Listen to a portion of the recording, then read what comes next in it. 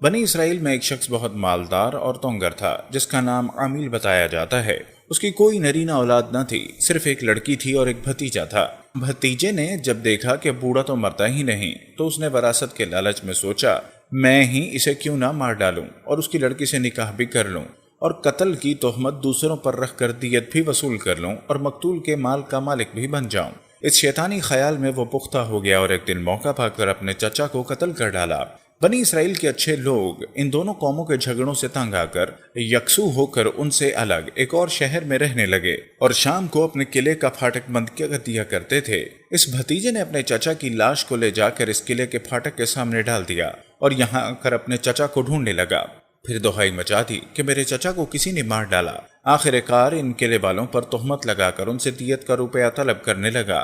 انہوں نے اس قتل سے اور اس کے علم سے بالکل انکار کیا، لیکن یہ اڑ گیا، یہاں تک کہ اپنے ساتھیوں کو لے کر ان سے لڑائی کرنے پر تل گیا۔ یہ لوگ عاجز آ کر حضرت موسیٰ علیہ السلام کے پاس آئے اور واقعہ عرض کیا کہ یا نبی اللہ، یہ شخص خامخواہ ہم پر ایک قتل کی تہمت لگا رہا ہے، حالانکہ ہم بری الذمہ ہیں۔ حضرت موسیٰ علیہ السلام نے اللہ تعالیٰ سے دعا کی کہ وہاں سے وحی نازل ہوئی کہ ان سے کہو ایک گائے ذبح کریں۔ انہوں نے کہا اے اللہ کے نبی، کہاں قاتل کی تحقیق اور کہاں آپ ایک گائے کے ذبح کا حکم دے رہے ہیں؟ کیا آپ ہم سے مذاق کرتے ہیں؟ موسیٰ علیہ السلام نے فرمایا اللہ کے احکامات میں مذاق جاہلوں کا کام ہے، اللہ کا حکم یہی ہے۔ اب اگر یہ لوگ جا کر کسی گائے کو ذبح کر دیتے تو کافی تھا، لیکن انہوں نے سوالات کا دروازہ کھول دیا اور کہا وہ گائے کیسی ہونی چاہیے؟ اس پر حکم ہوا کہ وہ نہ بوڑھی ہو اور نہ ہی کم عمر۔ انہوں نے کہا کہ حضرت ایسی گائیں تو بہت سی ہیں، یہ بیان فرمائیے کہ اس کا رنگ کیا ہے۔ وہی اتری کہ اس کا رنگ بالکل صاف زردی مائل ہے، باہر دیکھنے والوں کی آنکھوں میں اترتی جاتی ہے۔ پھر کہنے لگے ایسی گائیں بھی بہت سی ہیں، کوئی اور ممتاز صفت بیان فرمائیے۔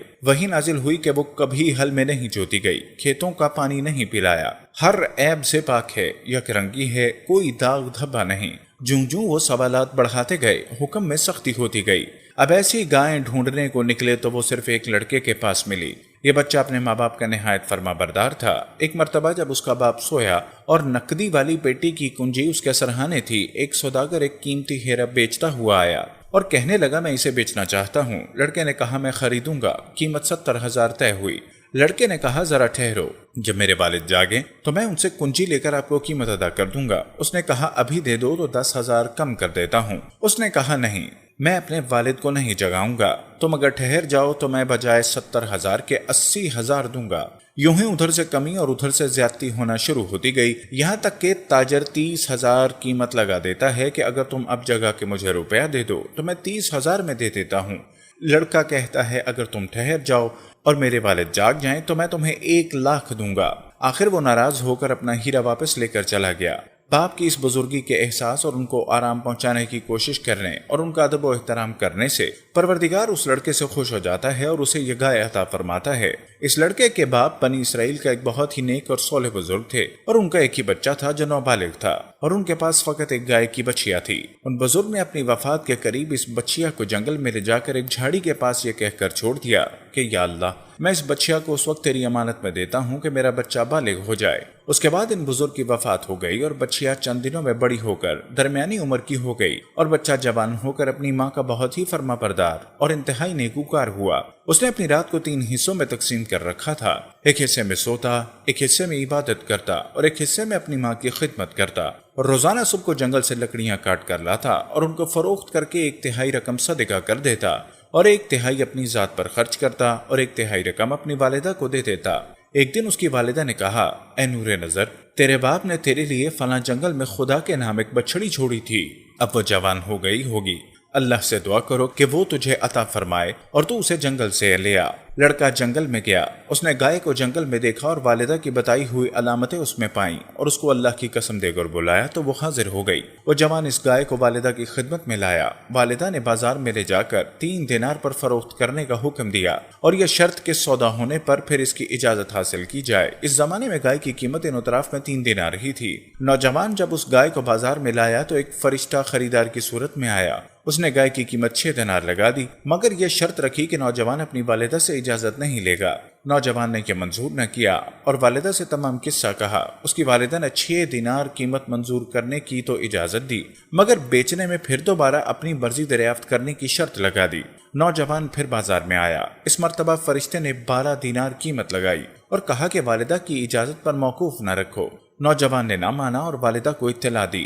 وہ صاحب فراست عورت سمجھ گئی کہ یہ خریدار نہیں، کوئی فرشتہ ہے جو آزمائش کے لیے آتا ہے۔ بیٹے سے کہا کہ اب کی مرتبہ اس خریدار سے یہ کہنا، آپ ہمیں اس گائے کی فروخت کا حکم دیتے ہیں یا نہیں؟ لڑکے نے یہی کہا تو فرشتے نے جواب دیا، ابھی اس کو روکے رہو۔ جب بنی اسرائیل خریدنے آئے تو اس کی قیمت یہ مقرر کرنا کہ اس کی کھال میں سونا بھر دیا جائے۔ نوجوان گائے کو گھر لایا اور جب بنی اسرائیل جستجو کرتے ہوئے اس کے مکان پر پہنچے تو یہی قیمت طے کی اور حضرت موسیٰ علیہ السلام کی ضمانت پر وہ گائے بنی اسرائیل کے سپرد کی۔ جب بنی اسرائیل اس قسم کی گائے ڈھونڈنے نکلتے ہیں تو سوائے اس لڑکے کے اور کسی کے پاس نہیں پاتے۔ اسے کہتے ہیں کہ اسے ایک گائے کے بدلے 2 گائے لے لو۔ یہ انکار کرتا ہے، پھر کہتے ہیں کہ 3 لے لو، 4 لے لو، مگر پھر بھی نہیں مانتا۔ یا کر حضرت موسیٰ سے شکایت کرتے ہیں، آپ فرماتے ہیں یہ جو مانگے دو اور اسے راضی کر کے گائے خریدو۔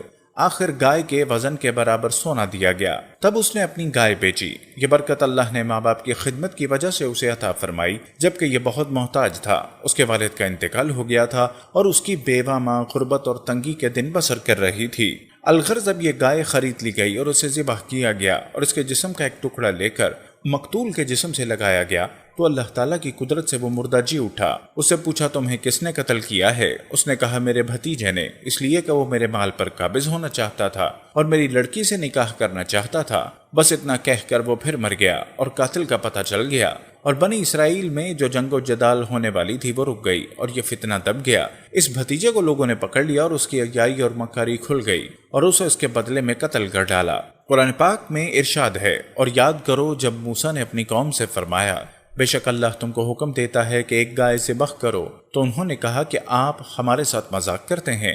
موسیٰ نے فرمایا میں اللہ کی پناہ مانگتا ہوں کہ میں جاہلوں میں سے ہو جاؤں۔ انہوں نے کہا کہ آپ اپنے رب سے دعا کیجئے کہ وہ ہمیں بتا دے وہ گائے کیسی ہے۔ فرمایا اللہ فرماتا ہے کہ وہ ایک ایسی گائے ہے جو نہ تو بوڑھی ہے اور نہ بالکل کم عمر، بلکہ ان دونوں کے درمیان ہے، تو وہ کرو جس کا تمہیں حکم دیا جا رہا ہے۔ انہوں نے کہا کہ آپ اپنے رب سے دعا کیجئے کہ وہ ہمیں بتائے اس گائے کا رنگ کیسا ہے۔ فرمایا کہو اللہ فرماتا ہے کہ وہ پیلے رنگ کی گائے ہے جس کا رنگ بہت گہرا، وہ گائے دیکھنے والوں کو خوشی دیتی ہے۔ انہوں نے کہا آپ اپنے رب سے دعا کیجئے ہمارے لیے واضح طور پر بیان کر دے کہ وہ گائے کیسی ہے، کہ بے شک گائے ہم پر مشتبہ ہو گئی اور اگر اللہ چاہے گا تو یقیناً ہم راہ پائیں گے۔ اس طرح اللہ رب العزت نے بنی اسرائیل کو اس فتنے سے نجات عطا فرمائی۔ اللہ رب العزت ہمیں بھی شرور و فتن سے محفوظ رکھے۔ آمین ثم آمین۔